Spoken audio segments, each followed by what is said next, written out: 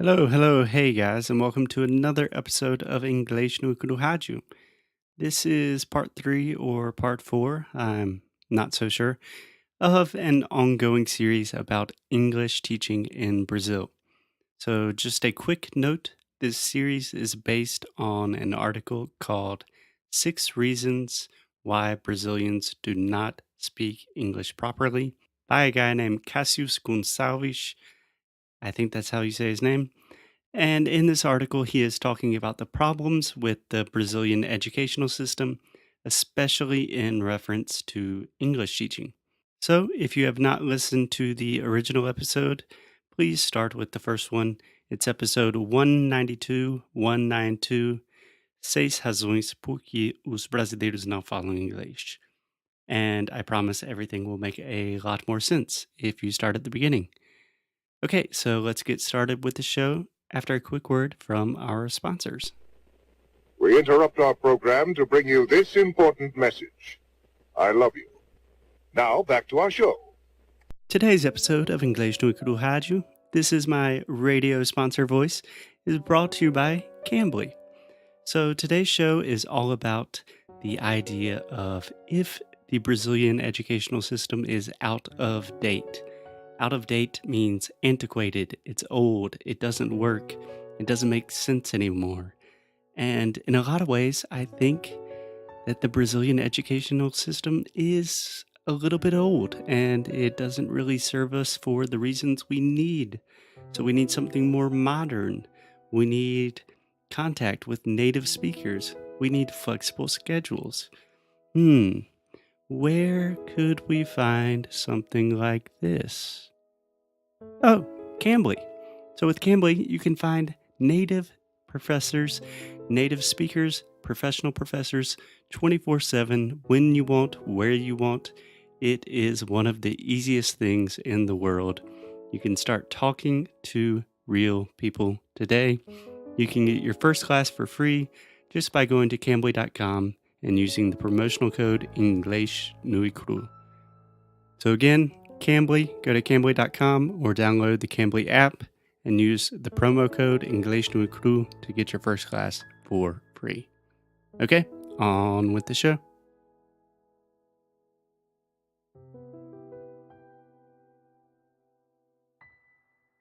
The mindset of the English courses in Brazil are out of date.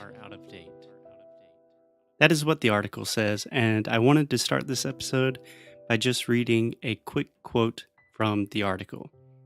In Brazil, students are given content to learn. They are never given the opportunity to think or find out for themselves. Students are taught grammar, and a lot of it, for years, and if they do not give up, they will eventually be taught how to speak. This is almost like teaching someone how to drive a car by showing him pictures and explaining the innermost mechanical workings of the engine for years and years, and then only will he be allowed to get behind the wheel. Okay, guys, girls, nujistas, fans of the show, today we are talking about the idea if the Brazilian educational system is out of date, if it's up to date, how can we change it? So I more or less totally agree with this point, but I would like to make some clarifications. So, the most important distinction that I want to make, and I think this is a very important distinction for all learners of all languages or just learning any new concept or skill or capacity, is the difference between learning and consuming information. Because in my experience, teaching and in my personal experience, most students are really good at consuming information and most students are not so good at truly learning. So, what is the difference between learning and consuming information? Basically, you can think of it like this: learning equals transformation.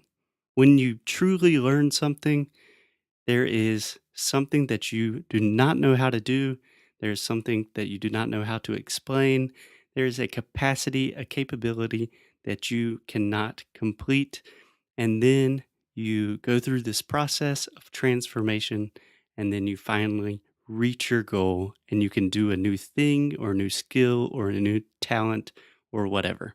So, in this case, you want to learn English, and then you study English. The transformation process happens, and then you can speak English fluently.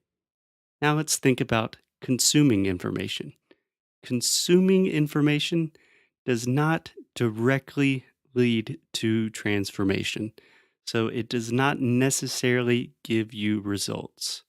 So in the article, the author gives the analogy of learning about the inner mechanical engineering of a car, but I think an easier example is riding a bike.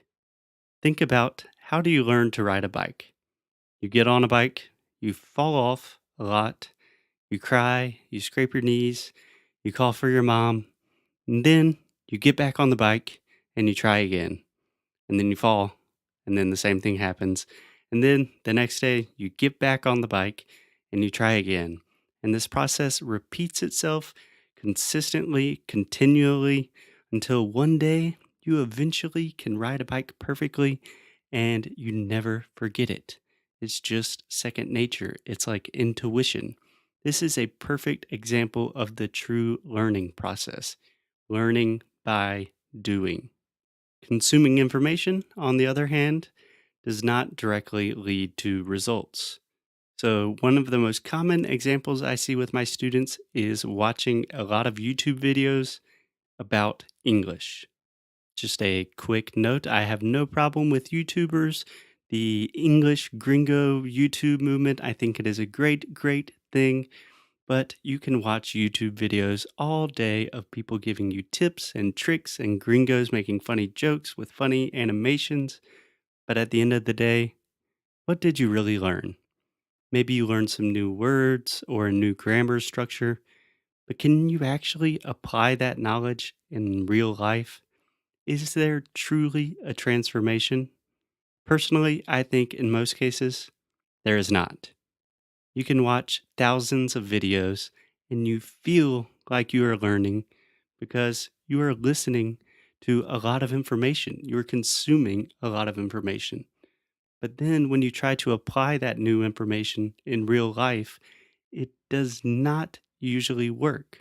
But in defense of YouTube and all my YouTuber friends, you could, for example, watch a video about, let's say, the present perfect in English.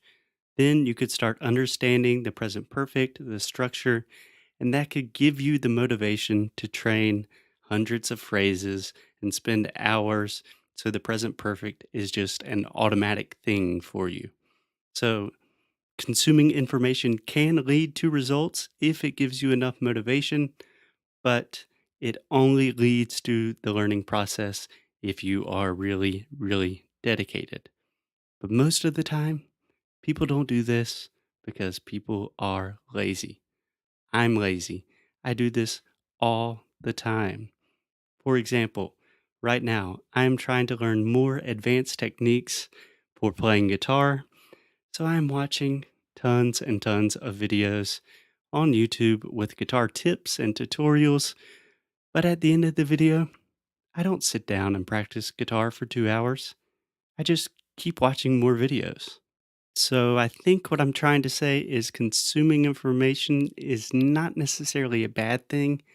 It just has a much lower probability of actually helping you transform your English and take your English to the next level.